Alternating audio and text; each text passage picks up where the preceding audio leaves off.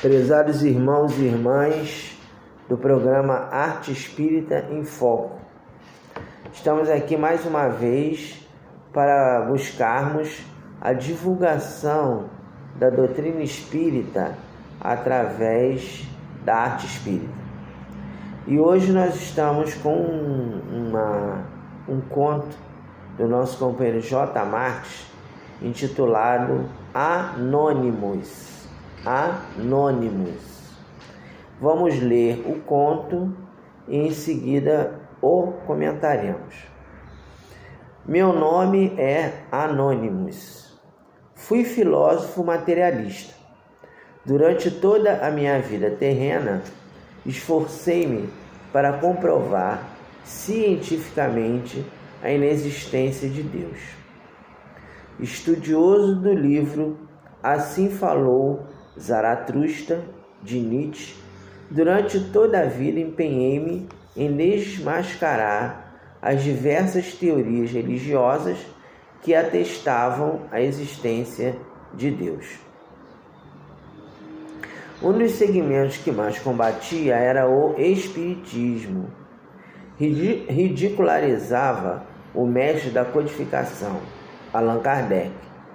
Detonava conceitos de médiuns renomados como Chico Xavier, Divaldo Franco, Raul Teixeira, Ivone Pereira, Camille Flammarion e etc.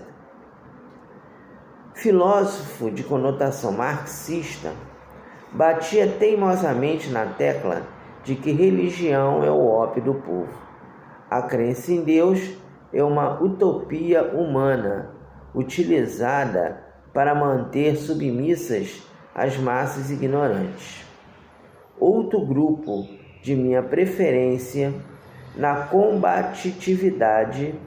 combatividade filosófica eram as religiões de matriz africana. Umbanda, Candomblé, Quimbanda e etc. eram dissecadas pela minha lupa materialista como expressões religiosas impregnadas de primarismo grosseiro, tribal, cheirando a fanatismo, com uma ritualística confusa e esdrúxula. Quanto ao catolicismo e protestantismo, era fácil apontar os séculos de equívocos ideológicos cultivados pelas religiões tradicionais, enumerando cruzadas, Inquisição, a depauperação calvinista que desaguava na distorção doutrinária da teoria da prosperidade. Escrevi livros sobre os mercenários da fé, pastores neopentecostais que provocavam nos templos atos de histeria coletiva, executavam exorcismos duvidosos, manifestações enganosas do Espírito Santo e outras situações do gênero. Passei assim a vida inteira atuando como um soldado convicto do materialismo ferrenho, até que a morte chegou. Fumante inveterado, fui vítima de grave enfisema pulmonar. Com aparelhos respiratórios de bombeamento pulmonar acoplados às narinas, mantive-me até o final da existência blasfemando e duvidando da presença de Deus. Até que ela, a magra, que era como eu apelidava a morte, chegou. Quando ela chegou, pensei aliviado. Finalmente mergulharei no nada absoluto. As minhas células orgânicas dissolver-se-ão para sempre. Eu vou sumir, desaparecer desse maldito vale de lágrimas, desintegrar-me, escapar desse absurdo mundo terreno desigual. Leia do engano.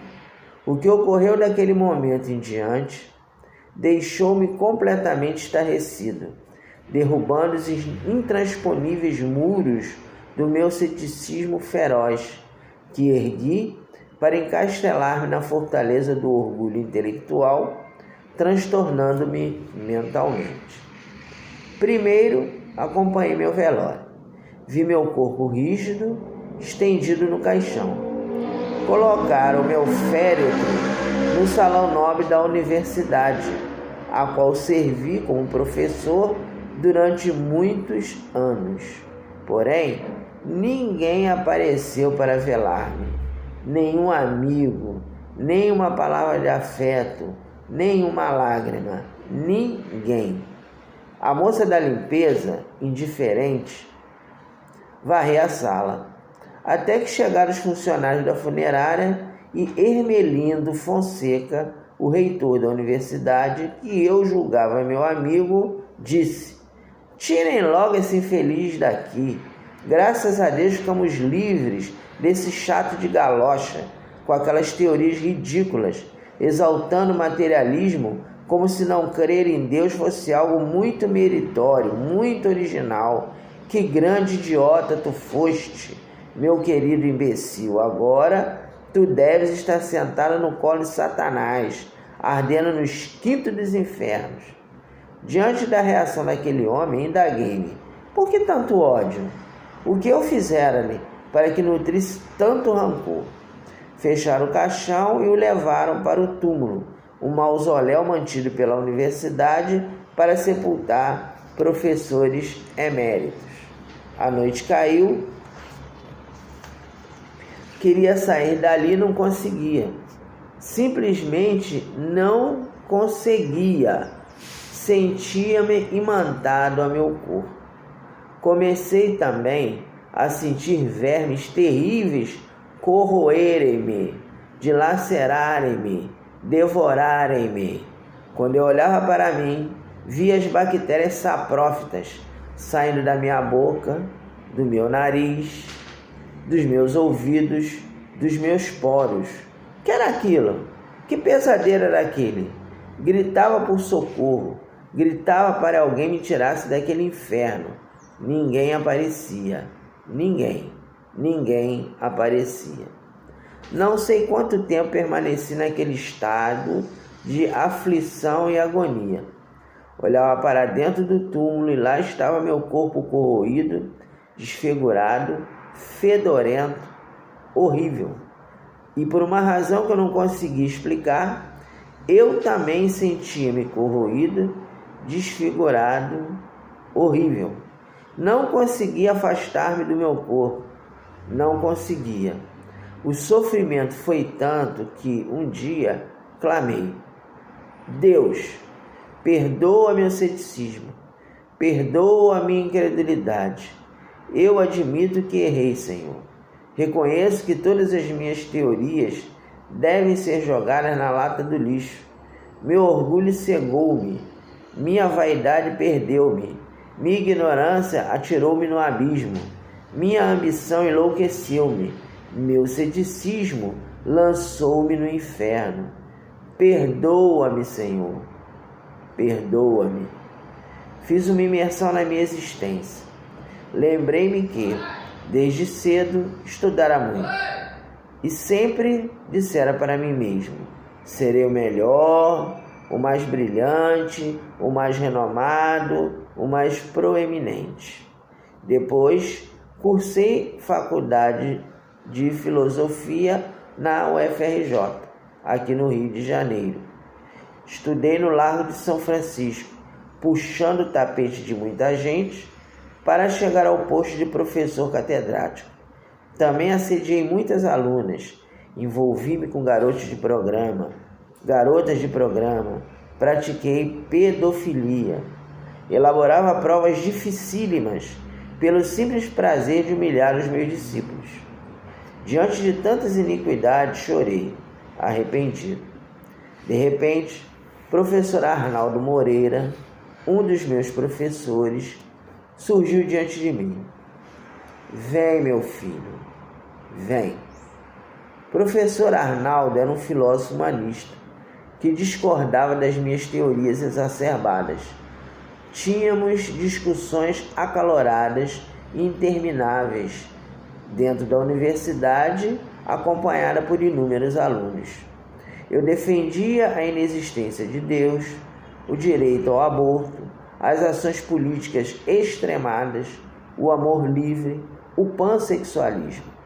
Ele defendia a presença de Deus como o grande modelador da harmonia universal, o direito à vida mesmo para fetos anencéfalos, a luta cidadã amparada no equilíbrio, a fidelidade afetiva, o sexo com amor.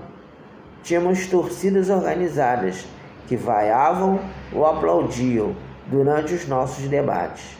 E o que mais me irritava é que ele nunca perdia a calma, por mais que eu o ofendesse. Reconhecia sua superioridade intelecto-moral. Reconhecia também que, por mais que eu tentasse, jamais conseguiria derrotá-lo. Quando ele morreu, eu, que não acreditava em nada, que não acreditava na alma, fui o professor designado para o discurso de despedida à beira do caixão. Estava tão emocionado que pedi a todos que orassem por ele. Eu, que nunca rezara na vida. Mas éramos adversários na retórica, não inimigos. Pois foi esse mestre humanista que me deu a mão. E utilizando um mecanismo que eu desconheço, conseguiu desligar-me do meu corpo putrefato, nauseabundo. Pela primeira vez, vi-me fora do cemitério, longe do meu túmulo, desligado do meu cadáver. Ele, após libertar-me daquela prisão estranha, levou-me a um lugar diferente. Havia uma moça sentada a uma mesa. Dr. Arnaldo disse-me: agora tu falarás através dela. Ele ligou-me ao cérebro da moça. E após tanto tempo, exclamei: que alívio! Pela primeira vez os vermes deixaram de me corroer. Que bom! Eu falava através daquela moça. Um rapaz aproximou-se e conversou comigo. Fiquei sabendo que aquele local era um centro espírita. E aquela reunião chamava-se Desobsessão, onde desencarnados sofredores comunicavam-se. O rapaz era um ser vivo, que se comunicava com almas que partiram, e a moça era médium. Foi um golpe decisivo na minha incredulidade. Afastei-me do local, perplexo. Dali levaram-me para um pronto-socorro do mundo invisível, onde fiquei internado. Participava de grupo de estudo, onde vi-me obrigado a refazer todas as minhas teorias. Um dia, o professor Arnaldo, que se tornara o meu protetor, disse-me: vem comigo, preciso da sua ajuda. Ele levou-me a um alojamento estudantil, onde um rapaz desiludido da vida pensava em suicidar-se. O professor Arnaldo disse-me: aquele ali é Estevão, estudante de filosofia e admirador de suas obras. Crente de que morto encontrará apenas o nada, está pensando em suicidar-se. Tu irás inspirá-lo a não fazê-lo. Aproximei-me do jovem e fiz um tremendo esforço, até que consegui motivá-lo a pegar papel e lápis. Inspirei-o a escrever uma bela poesia na qual exaltava a beleza do amor, a leveza das manhãs, a importância do perfume da pessoa amada, o encanto existente na cor das estações. Procurei envolvê-lo em minhas melhores vibrações de criatividade poética, nas mais vibrantes emoções líricas, pois na adolescência eu fora um poeta. Era o tempo da inocência, na qual o orgulho ainda não cegara-me. Eu apaixonei-me por Tayla, amor platônico que me arrancou os primeiros suspiros da paixão. Eu tinha 15 anos, ela 25, e eu entreguei-lhe um poema que escrevi que dizia assim: Tayla, horas passam na madrugada e eu assim me pergunto: Y, incógnita infinita, onde ela está? Linda, bela, encantadora, tépida água serena, assim pergunto sempre: quando Tayla virá? Ela leu o poema e sorriu. Guardou o poema no seio e avisou: muito agradecida. Eu sou casada, rapazinho. você vai encontrar uma mocinha da sua idade que vai gostar de você. Mesmo se eu quisesse, eu não posso. Sou casada. Pegou minha mão, colocou no seu ventre. Sou casada e estou grávida. Tayla foi embora e nunca mais a vi. O problema, Tayla, é que nunca mais encontrei essa tal mocinha que gostaria de mim. Vivi assediando minhas alunas porque não conseguia suportar os meus defeitos, meus vícios, pois foi esse adolescente que julgava morto que ressuscitei para inspirar Estevão. Quando ele acabou de escrever, desistiu do suicídio, admirado com a beleza do poema que redigira. Compreender a frase de Fernando Pessoa: o poeta é um fingidor, finge tão completamente que sabe fingir que é dor, a dor que deveras sente. Hoje, continuo inspirando escritores a redigirem poesias, contos, romances. É a mediunidade natural, intuitiva ou inspirada. Estevão, ao participar de um concurso de poesias, foi vencedor e obteve condições de publicar seu primeiro livro. Vendo o sucesso do rapaz, pela primeira vez em muitos anos, senti-me útil e feliz. Sigo a cartilha de Cecília Meirelles, que diz: não sou alegre nem triste, sou poeta. Trafego no país dos sonhos. Meu nome? Anônimos. Um dia serei verdadeiramente uma carta viva de Jesus. Então, meus irmãos, este é o conto de hoje. Quais as reflexões a fazer? O grande inimigo do Espiritismo não é as religiões tradicionais. O grande inimigo do Espiritismo não é o catolicismo, não é o protestantismo, não são as religiões de matriz africana. O Espiritismo não tem a pretensão de se colocar como a dona absoluta da verdade. Tanto é que o Espiritismo não utiliza o fora do Espiritismo não há salvação. O que o Espiritismo nos fala é o fora da caridade não há salvação. Quem é o grande inimigo do Espiritismo? É o materialismo. Então, desde o início, Kardec esclarece que aquele que está bem na sua religião, que continue nela, que não abandone a sua religião para seguir o Espiritismo. Continue nela.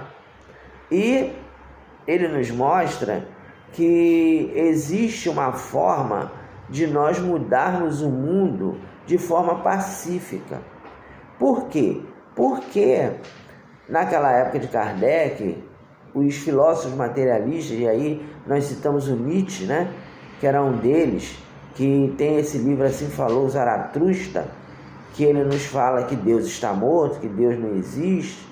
Os filósofos materialistas da época de Kardec afirmavam que para mudar a sociedade, somente através de uma revolução armada, uma revolução na qual as classes menos favorecidas lutariam contra as classes mais favorecidas, banindo as desigualdades sociais. Era isso que se falava na época de Kardec. Então, vários filósofos materialistas, temos o Nietzsche, temos o Marx, o Engels, o Proudhon, que é o formatador do anarquismo. Quer dizer, então, naquela época, os filósofos materialistas estavam em alta, porque relatava-se que a sociedade só mudaria quando as desigualdades sociais terminassem. E qual era o caminho para acabar com as desigualdades sociais? A luta armada. E, naquele período se retomava um equívoco que os próprios judeus na época do Cristo adotaram. Por que até hoje o judeu rejeita Jesus como Messias? Porque eles achavam que tinha que surgir um Messias revolucionário que restaurasse através da força das armas a glória de Israel. Então eles achavam isso. Tanto é que, por que o povo escolheu Barrabás e não Jesus? Escolheu Barrabás porque Barrabás era um zelote, ou seja, Barrabás era um guerrilheiro. Por que Judas se equivocou e acabou traindo Cristo? Porque ele também achava que Jesus ele tinha que ser alguém que comandasse uma revolução, banindo Roma e Israel reassumindo a liberdade política e econômica, sem a injunção de Roma. E Jesus trouxe uma proposta diferente, na qual ele fala que a terra pertencerá aos brandos e pacíficos, e muita gente até hoje, infelizmente, considera isso uma utopia e uma idiotice, um ato de covardia. E aí nós vamos contar para vocês aqui, para a gente finalizar o nosso comentário de hoje, uma experiência que nos foi contada por uma pessoa amiga nossa, um espírita, que ele, através desse relato, eu creio que vai ficar claro para nós de que maneira nós, cristãos, podemos mudar o mundo, lutar contra as desigualdades sociais, lutar contra as barbaridades que a nossa sociedade ainda tem. Esse meu amigo é negro e médico, e ele disse o seguinte, que quando ele era estudante de medicina, ele era discriminado na sua turma por ser negro e pobre, numa época em que ele estava estudando uma faculdade pública, mas a sua turma era constituída de pessoas de classe média alta, que a gente sabe que muitas vezes, hoje isso está mudando, mas na época da década de 70, por exemplo, que era o período que ele estudou, a faculdade pública, a universidade pública era para rico, para branco, para rico, para gente da Zona Sul. O pobre não tinha acesso, porque o pobre não tinha dinheiro para pagar um pré-vestibular caríssimo para poder passar na faculdade, e a faculdade de medicina é uma das mais concorridas, das mais difíceis. Mas ele, mesmo não fazendo pré-vestibular, utilizando apenas o seu esforço, o seu talento, ele conseguiu furar a bolha e entrou na universidade pública. E chegou lá, se deparou com a seguinte situação: os colegas zombavam dele. Por quê? Porque eram racistas. Por quê? Porque perguntavam assim: ô fulano, eu não vou dizer o nome da pessoa, né? Ô fulano, como é que você consegue estudar aqui nessa universidade sem trabalhar? O que teu pai faz? Teu pai é traficante? Teu pai é ladrão? Teu pai é bandido? Porque pessoa pobre, preta, não tem dinheiro para estudar aqui nessa faculdade, nessa universidade. Então como é que tu consegue estudar aqui sem trabalhar? Porque, para quem não sabe, o curso de medicina é um curso em horário integral. Então ele tinha que se dedicar integralmente à medicina. E ele fazia, né? E aí, porque a família era uma família estruturada, o pai dele era pedreiro, mas o pai dele falou assim, quando viu ele passar, falou assim: meu filho, eu vou trabalhar mais, mas você vai estudar, você vai se formar em medicina. Vou comprar teus livros, vou dar um jeito, mas nós vamos nos unir e você vai ser médico. E ele assim o fez. Aí, quando na faculdade, as pessoas ficam perguntando: ué, como é que você consegue trabalhar? Você é preto, pobre, favelado, trabalha, estuda aqui sem trabalhar. Então teu pai é traficante, teu pai é bandido, teu pai enfim, então isso é racismo. Ele ficava calado, ele podia desistir, né? Podia desistir porque ele estava sofrendo bullying, e naquela época, na década de 70, bullying era ignorado pelas direções das escolas. Então ele ficou quieto, ficava na dele, tirava boas notas e conseguiu se formar. Quando ele se formou, uma ocasião, ele participou de um congresso de medicina. E ao chegar lá, ele viu um rapaz que era colega de turma dele, que estava no congresso também. Aí quando o rapaz ouviu, olhou assim para ele e não falou com ele. Mas ficou surpreso, né? Ele viu pela expressão dele que ele ficou surpreso.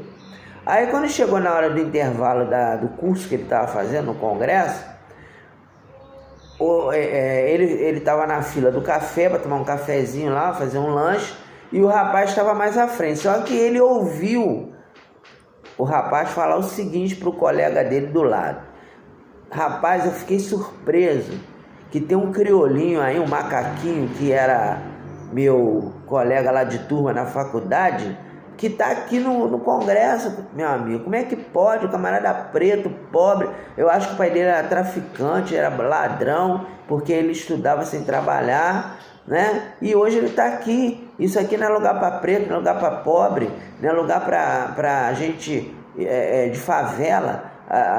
Nós somos a elite do país, nós somos a elite da nossa profissão. Então não há espaço para preto, pobre e favelado. Ele ouviu e se calou e não falou nada. Qual a conclusão da história? É o seguinte: como a gente muda o mundo? Primeiro, mudando intimamente as nossas disposições pessoais. Ele podia, ao ouvir isso, ele podia ir lá e bater a boca com o rapaz e falar assim: pois é, né, meu amigo? Você é um racista, você é um idiota, você é isso, é aquilo, aquilo outro, e o macaco conseguiu ser médico. Ele podia fazer isso. Mas se ele fizesse isso, ele daria razão ao rapaz racista, que ele ia falar assim: aí, tá vendo? Barraqueiro, veio aqui no Congresso fazer barraco. Ele ia negar, ia falar: eu nem te conheço, você está me confundindo com outra pessoa. Então ele resolveu se calar. Então, quando a gente faz a reforma íntima, primeiro, nós aprendemos a resolver os nossos problemas pacificamente, sem ódio, sem ressentimentos, sem mágoas. E vamos fazer a mudança na sociedade através de ações cidadãs que mostrarão para todos que o negro, o preto, o negro, o pobre, o favelado, etc., pode ocupar lugares que normalmente são lugares que são reservados às classes dominantes. Foi o que ele fez. Então, o exemplo dele mudou a sociedade, né? Mudou no micro, né? No micro. Aquele rapaz ficou tão incomodado porque ele, como branco, achava que ele era superior a ele e não admitia que ele tivesse ali num espaço que ele achava que era reservado só para branco e para gente rica. Então aquele rapaz negro, pobre, médico, ele, através da sua atitude cristã de perdoar aquele indivíduo e de conviver com essa sociedade de uma forma pacífica, lutando pelos seus direitos de forma pacífica, mas não passiva, fez a diferença. E é assim que a gente muda o mundo. É esta a proposta do Cristo: mudar sem ódio, mudar através do amor. E aí ele, formado, ele tirava um dia por mês para atender as pessoas menos favorecidas. Ele é espírita, e lá no centro dele ele tira um dia para atender as pessoas pobres, as pessoas que não têm recursos. Então, através também dessa atitude de atender o que mais necessita, ele está mostrando que é possível mudar o mundo através do amor e da fraternidade. Então, por isso que o Espiritismo é contra o materialismo. Que o que o materialismo prega? Não, vamos resolver essas questões. Deus não existe. Então vamos resolver na violência, no olho por olho, dente por dente, porque não tem jeito mesmo, tem que ter derramamento de sangue, tem que ter uma revolução sangrenta, tem que derrubar os inimigos, tem que matar aqueles que são oponentes. Não é assim. Isso já foi tentado em outros países, como a União Soviética, por exemplo, não deu certo, e hoje Jesus nos convida a uma mudança, a uma renovação, para agirmos de outra forma. Então, meus irmãos e minhas irmãs, era isso que nós tínhamos a comentar neste vídeo. Até o próximo. Que Jesus nos abençoe.